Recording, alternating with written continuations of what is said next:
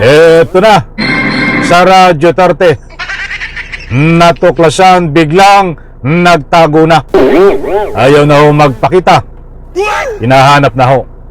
Mga mahal, kung taga-subaybay. Nako, ay natakot ho ito, mga kaibigan. Alright, welcome back to my YouTube channel. I'm Andy's Vlog.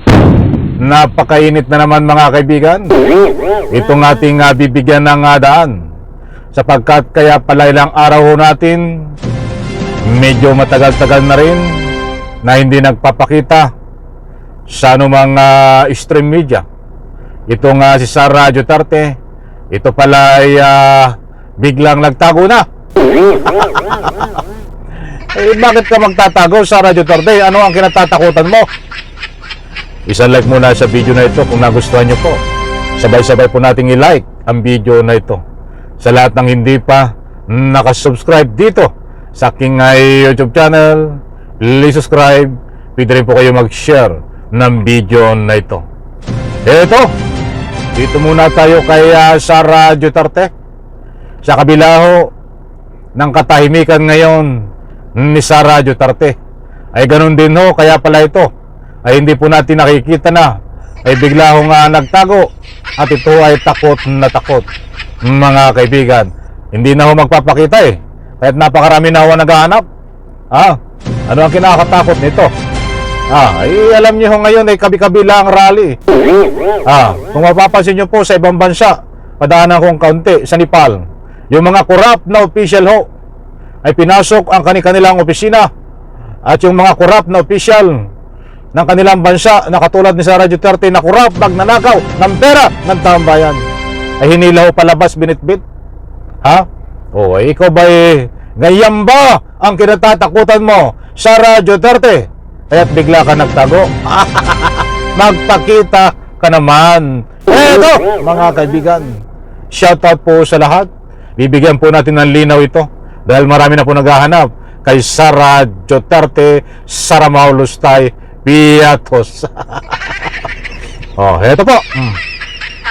Talagang ipinagpaliban sa Martes ang budget deliberation sa Kamara ng OVP matapos hindi sumipot si Vice President Sara Duterte at kanyang mga staff. Sa kabila niya, nagkaroon pa rin ng debate ang mga kongresista sa issue ng parliamentary courtesy para sa pangalawang Pangulo. Nasa frontline ng balita niya si Marian Enriquez.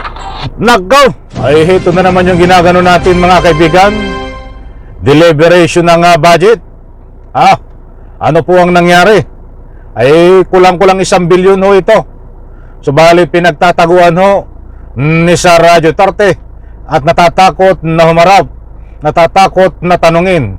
Diyan po sa ika nga po nasabing opisina para sa deliberation ng budget. Ito pa mga kaibigan, patapusin po natin. Sa bandang gitna ay dito po natin matutuklasan kung bakit itong si Sara Duterte ay tuluyan ang naglaho. Ayaw pong magpakita at napakarami hong naghahanap sa kanya. Hinahanap na siya ito talagang Walang Vice President Sara Duterte at kahit isa sa kanyang staff wala ring sumipot para sana sumalang sa deliberasyon ng House Appropriations Committee sa kanilang 902.8 million pesos na proposed budget sa susunod na taon. Ayon sa Vice Chairman ng Sandali lang ho mga kaibigan, kung gusto ko lang putuloin, baka makalimutan ko ang ikang halaga. 900.2 million budget.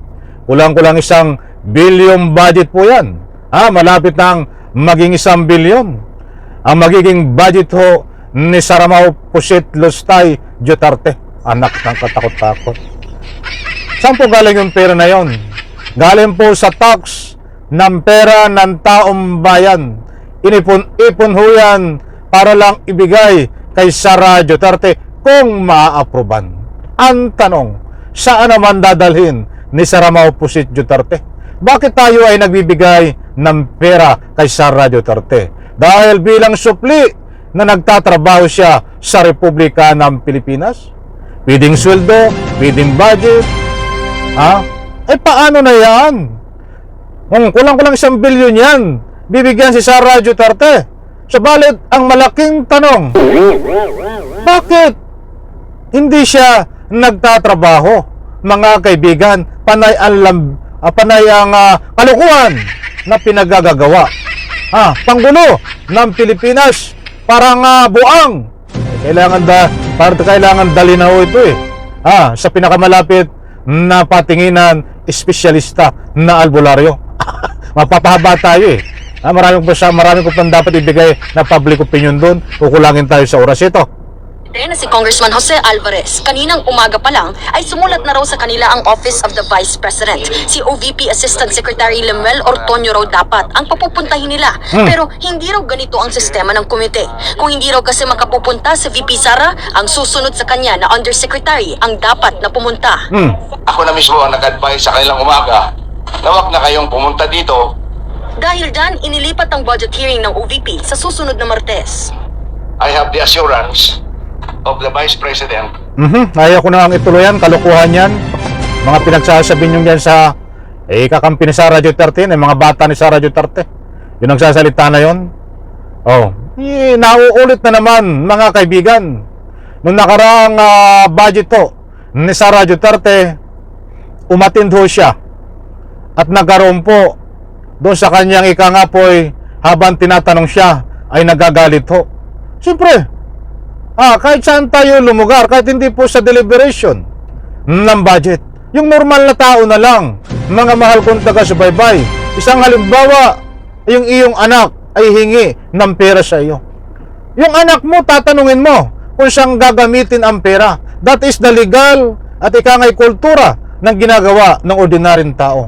Kahit hindi anak o kaibigan mo, kung halimbawa may hinihiling sa iyo na tungkol sa pera, tatanungin mo kung saan gagamitin ng pera. And connection data puwad, nasabihan ko yan.